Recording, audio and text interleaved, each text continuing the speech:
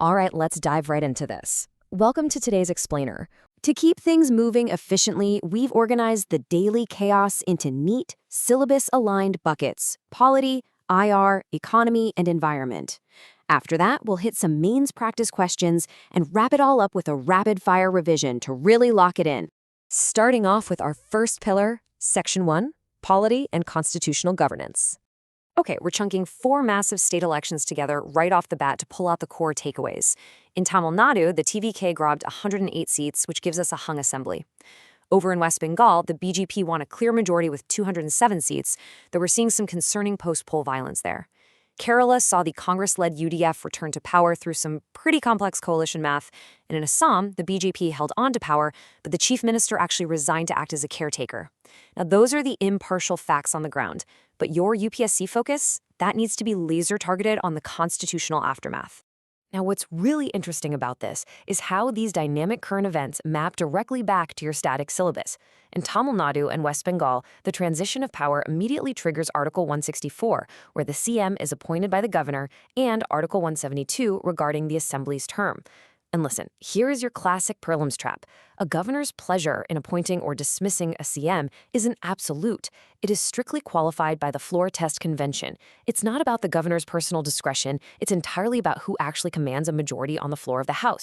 Moving on to another constitutional issue that's literally under Supreme Court review as we speak, the appointment of the Chief Election Commissioner. You've got to contest the 2023 Anup Barnawal ruling, which, remember, temporarily put the Chief Justice of India on the selection panel, with the subsequent 2023 Parliamentary Act. That act replaced the CJI with a cabinet minister. The current CEC was appointed under this new act, and petitioners are arguing this compromises the independence guaranteed under Article 324. Definitely keep a close eye on this balance of powers dispute for GS2. Shifting gears now to Section 2, International Relations and Diplomacy. Let's connect the geopolitical dots on the Hormuz crisis. So, with U.S.-Iran tensions temporarily closing the Strait of Hormuz and the U.S. pausing its Project Freedom naval escorts, we're seeing a direct economic impact right here at home. The data shows India is now paying a 2.5% premium on Russian oil, and Russia's share of our oil imports has just spiked to 33.3%. This perfectly anchors to your GS2 and GS3 foundations on energy security. It brilliantly highlights India's ongoing strategic autonomy, basically asserting our sovereign right to import oil despite Western sanctions. We're also seeing India doing a massive diplomatic balancing act right now. On one side, we've elevated ties with Vietnam to an enhanced, comprehensive strategic partnership. Pay very close attention to the word enhanced. That is a major diplomatic signal under our Act East policy and the new Vision Mahasagar for maritime cooperation. Then, on the flip side, we have our broader strategic dialogue with the U.S., including Marco Rubio's visit and the upcoming Quad Foreign Ministers meeting. Oh, and remember, for prelims, the Quad focuses on a free Indo-Pacific. It is absolutely not a military alliance with mutual defense treaties like AUKUS. Don't fall for that one. Moving right along to Section 3, Economy, Society, and Labor. Let's dive into the newly released NCRB Crime in India 2024 trends. Interestingly, total cognizable crimes are actually down by 6%. But cybercrime has spiked by 17%. And here's a really concerning metric. Drug overdose deaths are up 50%, with Tamil Nadu surprisingly recording the highest numbers. Delhi remains a major outlier, recording the highest absolute number of crimes against women and juveniles among metros. But hey, watch out for the prelims trap here. Crime rate is always calculated per 1 lakh population, not by absolute numbers. Next up, the rapidly evolving gig economy. So the Central Social Security Code of 2020 theoretically mandates Social Security for gig workers, but it remains largely unoperationalized. Contrast that with the brand new Karnataka Gig Worker Act, which is actually India's very first. It slaps a 1% welfare fee on platform transactions and sets up an internal dispute resolution committee. So the crucial takeaway is how Karnataka is smartly utilizing the concurrent list, which lets states legislate on labor, to leapfrog the central government and get immediate protections in place. Okay, I literally want you to burn this number into your memory. 79.9%. According to a major editorial today on India's health system, that is the staggering specialist vacancy rate in our rural community health centers. The core argument, and this is vital for GS2, is that just adding thousands of new medical college seats does not automatically fix rural health infrastructure if you don't have a mandatory service link actually posting those new specialists out to these vacant CHCs. Let's do a rapid roundup of a few other key economy and culture points. The Household Consumer Expenditure Survey is showing a Gini coefficient of 0.29, which points to some pretty high urban inequality. On the green energy front, electric passenger vehicle sales surged by an impressive 75.1%, largely driven by the new PM eDrive scheme. And yes, you absolutely need to remember that eDrive has officially replaced FAME 2. We've also got an ILO report that aligns perfectly with our NEP 2020 focus on lifelong learning. Finally, relaxed Oscar rules might actually help bypass traditional CBFC bureaucracy, giving Indian indie cinema a much better shot globally. All of these map beautifully back to your GS 1, 2, and 3 papers. Almost there. Section 4, Environment, Energy, and Culture.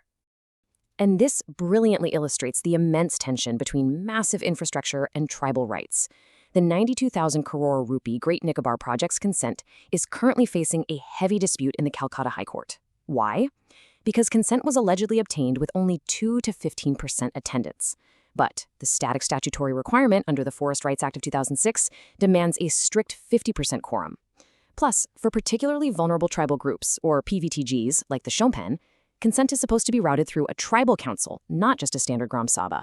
Firing through these final news items, Delhi is finally drafting its first fire safety master plan, falling under the Disaster Management Act of 2005. Over in biodiversity, New Delhi is gearing up to host the International Big Cat Alliance Summit to adopt the Delhi Declaration. Now, here's a massive prelims trap, so listen close. The IBCA covers 7 big cats, and yes, that includes the snow leopard. But the cheetah is the only big cat on that list that is not native to India today. It was declared extinct and only recently reintroduced. Do not let the examiner trick you on that one. Okay, let's put this into practice. Section 5, Mains Practice Questions. Here's a highly probable GS2 question based on today's digest. So how do you tackle this? You need to structure your framework around the exact contrast we just discussed. Pit the statutory 50% quorum and 1/3 women requirement of the FRA 2006 right up against the administrative reality of the 2 to 15% attendance we're seeing in the Great Nicobar case. Make sure to emphasize the principle of free, prior, and informed consent, especially when it comes to PVTGs. For this GS2 health governance question, you immediately deploy that staggering 79.9% statistic regarding CHC vacancies we just talked about. Your structural analysis should explicitly point out the disconnect between private medical college expansion and rural service obligations. And for systemic solutions, you propose linking government-sponsored PG seats to mandatory rural CHC postings, basically an all-or-none principle for specialist deployment. All right, home stretch. Section 6, Rapid-Fire Revision Summary. Let's lock this in. In polity and IR, Tamil Nadu and West Bengal transitions, that triggers Article 164 and the Floor Test Convention. Assam elections, think 2023 delimitation. The CEC dispute pits Article 324 and the Anup Baranwal ruling directly against the 2023 Act. For Vietnam, immediately think Mahasagar and Act East. Remember, the Quad is not a military alliance. And the Hormuz crisis? A textbook example of India's strategic autonomy in energy imports. In economy and environment, NCRB data tells us cybercrime is up 17%, and Tamil Nadu is topping drug overdoses. Rural health is dealing with that massive 79.9% CHC specialist vacancy. Karnataka is leading the charge on gig worker welfare using the concurrent list. The Great Nicobar Project is currently testing the FRA's 50% quorum for PVTGs. PM eDrive has officially replaced FAME 2 for EVs. And finally, the IBCA covers 7 big cats, with the cheetah being the only one that is non-native to India today. Excellent work today. We extracted maximum value in minimum time. I'm going to leave you with this thought to ponder from today's essay outlines. Inclusive growth is not a charity, it is a structural imperative for India's development. Think about it. If rapid infrastructure expansion comes at the cost of tribal consent, or if our GDP is growing while rural health centers sit 80% vacant, are we actually building a Viksit Bharat, or just a deeply unequal one? Keep studying smart, and I will catch you in the next explainer. If you're ready to really practice all 8 mains questions from today's news, and you want to get your hands on prelims MCQs and detailed notes, go ahead and download the complete PDF. Just scan the QR code on your screen or use the link in the description to join our Telegram channel. Keep up the amazing work, stay consistent, and I will see you in the next explainer.